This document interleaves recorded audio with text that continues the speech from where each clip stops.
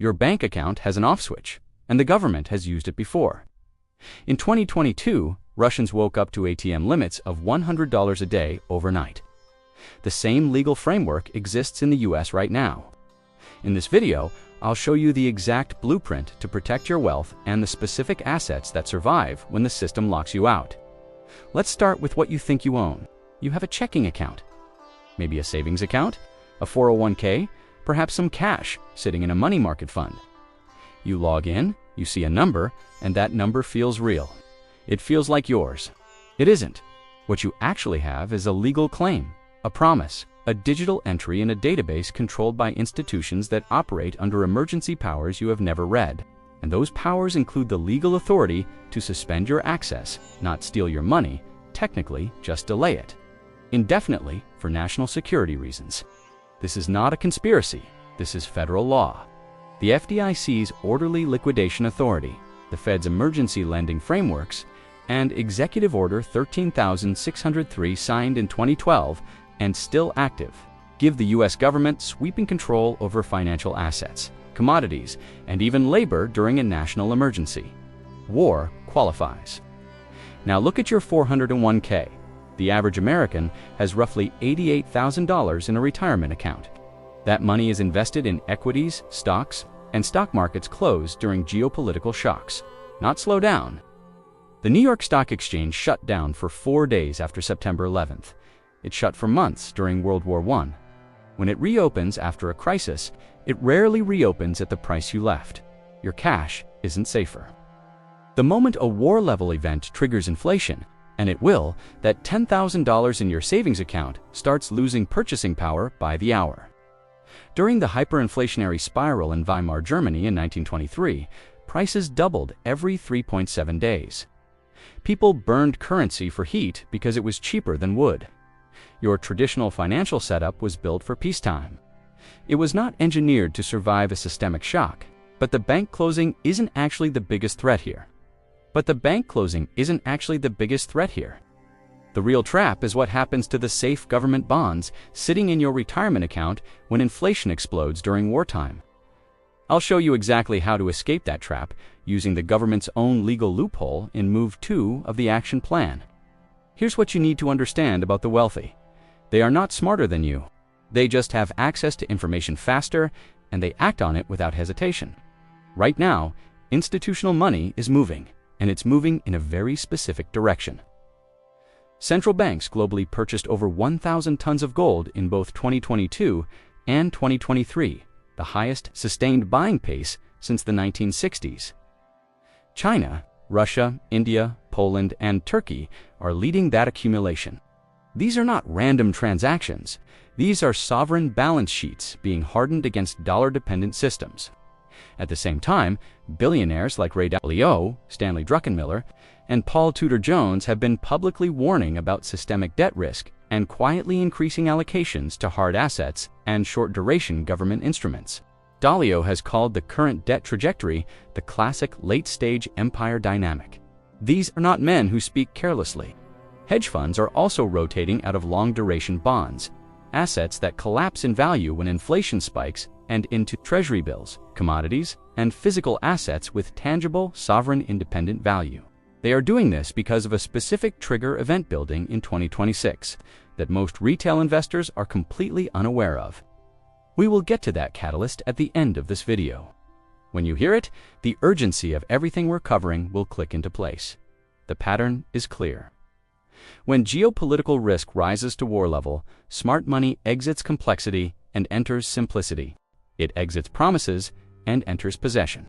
The everyday investor can follow that exact same logic, and here is precisely how. Move 1. Physical gold, not ETFs, not futures. Physical. This is where most people get it wrong. They hear buy gold and they go purchase a GLD ETF or a gold futures contract. That is not gold ownership. That is a paper claim on gold, the same structure as a bank deposit. It is a promise. When systemic risk hits, paper gold and physical gold decouple. During the 2008 financial crisis, gold ETFs faced redemption pressure, while physical gold premiums surged at dealers. In a true war-level event, governments can suspend ETF redemptions. seize mining assets, or restrict commodity trading entirely. Physical gold held outside the banking system, in your possession or in a private non-bank vault, cannot be frozen by a server going offline. It cannot be suspended by a regulatory memo. It has been money for 5,000 years, and it will be money the morning after any war starts. Start with 1-ounce coins from sovereign mints.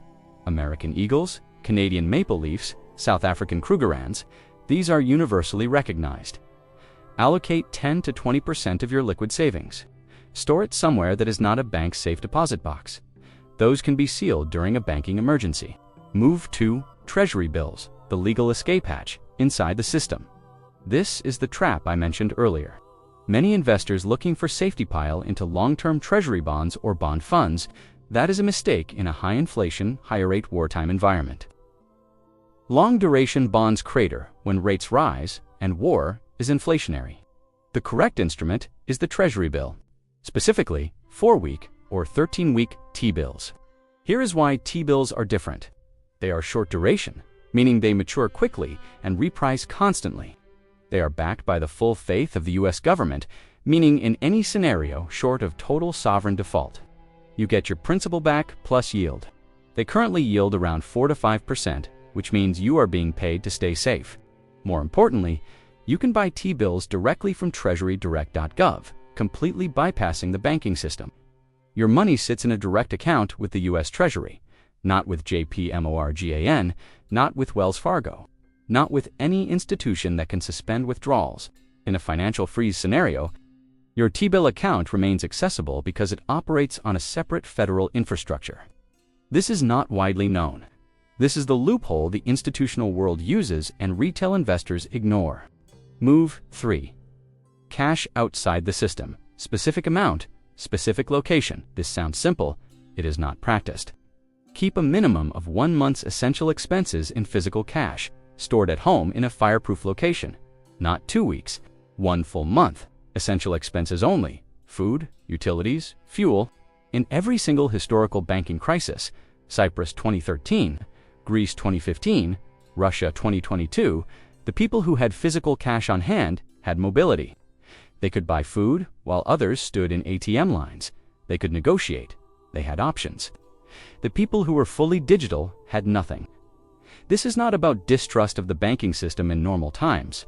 This is about having a 30-day runway while the system stabilizes.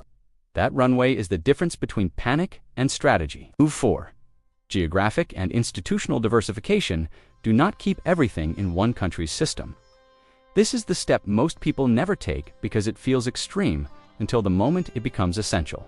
Open a brokerage account with a firm that allows direct T-bill purchases.